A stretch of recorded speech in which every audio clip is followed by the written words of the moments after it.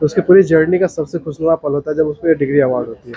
Research है, इसमें supervisors का बहुत बड़ा योगदान होता है, बहुत बड़ा कोऑपरेशन होता है उनका। prepare our country for the developed nation. तो अगर पूरा जो भारत है वो अगर हिंदी में पढ़ाई करे तो ज़्यादा बेहतर है, क्योंकि अगर हिंदी में पढ़ाई होगी तो हमारी टेक्नोलॉजी भी हिंदी में ज़्यादा विकसित होगी। पटना आईआईटी अपना 12वां दीक्षांत समारोह मना रहा है और आज छात्रों के जो यहाँ के स्टूडेंट्स हैं, बीटेक के, एमटेक के, एमबीए के सभी छात्रों के चेहरे पर खुशी देखी जा सकती है। अभी हम पटना आईआईटी के ये ऑडिटोरियम में हैं और ऑडिटोरियम के बाहर जो छात्र हैं इनकी डिग्रियां मिल चुकी है। ये पीएचडी के जो स्टूडेंट्स हैं जिन्होंने पीएचडी कर लिया है और अब ये अपने अगली मंजिल की ओर आगे बढ़ रहे हैं। तो हम पहले इनसे बात कर लेते हैं कि आपने पीएचडी की डिग्री आपको मिल गई है, जी हाँ, जी तो हाँ। आप कैसे इस खुशी के पल को महसूस कर रहे हैं? ऑब्वियसली बहुत ही खुशी का वक्त है। एक पीएचडी स्कॉलर के लिए जब ये वक्त आता है, जब उसको डिग्री अवार्ड होती है, तो उसके 5 साल की जर्नी का 5 साल 6 साल लगते हैं, बहुत लंबा वक्त लगता है। तो उसकी पूरी जर्नी का सबसे खुशनुमा पल होता है जब उसको ये डिग्री अवार्ड होती है। तो 5 साल का स्ट्रगल है, बहुत सारा इसमें अप्स डाउन्स होता है, बहुत सारा स्ट्रगल होता है। रिसर्च है, इसमें सुपरवाइजर्स का बहुत बड़ा योगदान होता है, बहुत बड़ा कोऑपरेशन होता है उनका। उसके बाद अप्स डाउन्स होते हैं रिसर्च में, बहुत बार आपको परेशान भी होना पड़ता है, बहुत बार खुशी का वक्त भी आता है। अलग अलग स्टेजेस है, सारे स्टेजेस को क्रॉस करने के बाद फाइनली जब इस स्टेज को अचीव करते हैं तो फाइनली ऑब्वियस सी बात है कि एक रिसर्च स्कॉलर के लिए सबसे अच्छा पल होता है। और आईआईटी पटना में अच्छा वक्त बीता हमारा। हमारे साथ और स्टूडेंट्स हैं जो जिन्हें पीएचडी की डिग्री मिली है, चूंकि अभी सभी अपने अपने मित्रों के साथ में फोटो शूट करवा रहे हैं। कहाँ से हैं आप?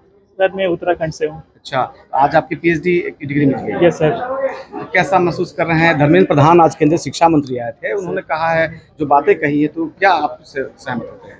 बिल्कुल सर, आगे अब हम लोग after PhD we will go for the teaching as well as the research, so we will focus on those topic and try to prepare our country for the developed nation as government has planned for 2047, so we will work for that to achieve that objective.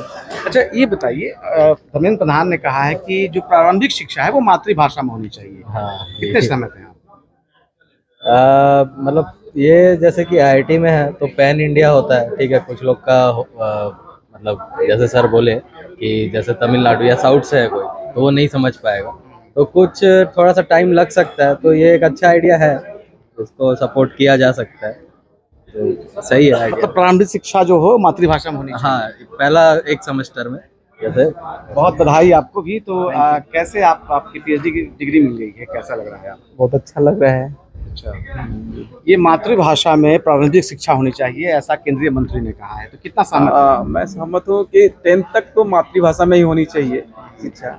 उसके बाद जब pan India में जाते हैं तो उनको एक तो कहीं ना कहीं एक जगह एक भाषा से जोड़ना ही पड़ेगा। तो अगर पूरा जो भारत है वो अगर हिंदी में पढ़ाई करे तो ज़्यादा बेहतर है, क्योंकि अगर हिंदी में पढ़ाई होगी तो हमारी टेक्नोलॉजी भी हिंदी में ज़्यादा विकसित होगी। अभी हम जो है फॉरेन के ऊपर में ज़्यादा डिपेंडेंट होते हैं, क्योंकि उनका राइटिंग होता है, उनका सब कुछ होता है। तो अगर हम हिंदी में ही सारा कुछ अपना टेक्नोलॉजी, जैसे AICT है तो उन्होंने AICT हिंदी में बुक चालू कर दिया है, या रीजनल भाषा में जो है AICT की बुक आती है। तो टेक्निकल भी आजकल जो है रीजनल में चालू हो गया है। और हम जैसे कि अभी हम पॉलिटेक्निक में प्रोफेसर भी हैं, तो यहाँ पार्ट टाइम कर रहा था पीएचडी। तो अभी सारे पॉलिटेक्निक्स में इंडिया के, तो सारे पॉलिटेक्निक्स के हिंदी में ही पढ़ाई होती है वहाँ। हम और जो यहाँ के जो डिग्रीधारी हैं उनसे बात करने की कोशिश करते हैं। ये ऑडिटोरियम है, पटना आईआईटी का नया ऑडिटोरियम बना है। इस ऑडिटोरियम के बाहर हैं, एक दफे और आपसे बात करेंगे। सर, आप बताइए ये कहाँ से आप हैं, पहली बात, और दूसरा सवाल ये, हरियाणा से हूँ। हरियाणा से हैं आप। तो ये जो बायोटेक्नोलॉजी है उसमें आपने रिसर्च किया है, तो पूरी बात बताइए। तो हम पहले क्या करते थे, हम एक इंडस्ट्री से जुड़े हुए हैं।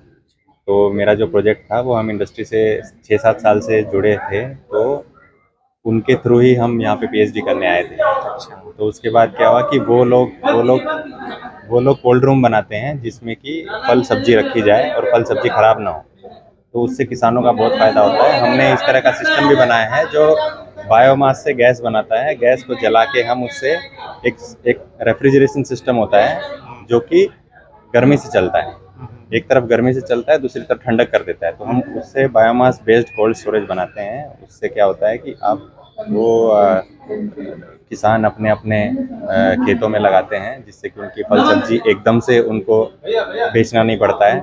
एकदम से बेचेंगे तो बहुत कम प्राइस मिलता है, लेकिन अगर थोड़े दिन उसको अगर कोल्ड स्टोर में रख के बेचते हैं तो उनको 5 गुना 6 गुना भी प्राइस मिल जाता है। तो उस वजह से भी किसानों का बहुत फायदा होता है। हमने इसको पूरा सिस्टम बनाया है, हमने पेटेंट भी फाइल किए हैं, हमारे ग्रांड पेटेंट्स हैं 3।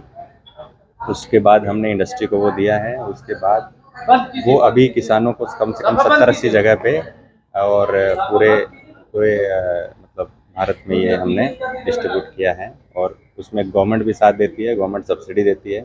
कई जगह गुजरात गवर्नमेंट 40% देती है, कई जगह 50% सब्सिडी होती है। तो किसानों का कुछ पैसा जो है लोन के थ्रू हो जाता है, कुछ पैसा आपका सब्सिडी दे देती है। तो किसानों को इससे काफ़ी फायदा हो रहा है। बहुत बधाई, बहुत आपका धन्यवाद। तो हम ये पटना आईआईटी के ऑडिटोरियम के पास हैं और अभी डिग्रियां मिल ही रही हैं। जो केंद्रीय मंत्री धर्मेंद्र प्रधान हैं, उन्होंने अपने भाषण में कहा है, यहाँ छात्रों को संबोधित किया है कि प्रारंभिक शिक्षा जो है मातृभाषा में होनी चाहिए। वहीं नित्यानंद राय ने राष्ट्र को समर्पित छात्रों को कहा है कि अपनी सेवा जो है राष्ट्र को दे और नई शोध नई तकनीक से देश को और मजबूत करें। आपको बताते चलें कि अभी जो नया आईआईटी है पटना आईआईटी, इसके विस्तारीकरण के लिए केंद्र सरकार ने 644 करोड़ रुपए दिए हैं, जिसमें पटना आईआईटी में लगभग 96 करोड़ का एक सुंदर हॉस्टल बन रहा है और वहीं खेल को बढ़ावा देने के लिए स्विमिंग पूल बनाए जा रहे हैं। कुल मिलाकर अभी यहाँ काफ़ी विकास होना है। और प्लेसमेंट की अगर बात करें तो 100% प्लेसमेंट्स यहाँ के बच्चे पा रहे हैं। और इस साल ऐसा हुआ है कि सारे सीट्स जो आए पटना आईआईटी के हैं वो भर गए हैं। तो दीक्षांत समारोह में आज कई ऐसे बातें हुई हैं और जिससे छात्रों में उत्साह बढ़ा है। और धर्मेंद्र प्रधान ने अपने कई बातें कही हैं। केंद्रीय कपड़ा मंत्री गिरिराज सिंह ने काफ़ी चुटकुले अंदाज में छात्रों से बात की और उन्होंने कहा है कि अभी उनकी उम्र जो है वो बच्चे वाली है, वो न्यू बेबी बॉर्न है। बिहटा से भारत एक्सप्रेस के लिए धर्मेंद्र आनंद।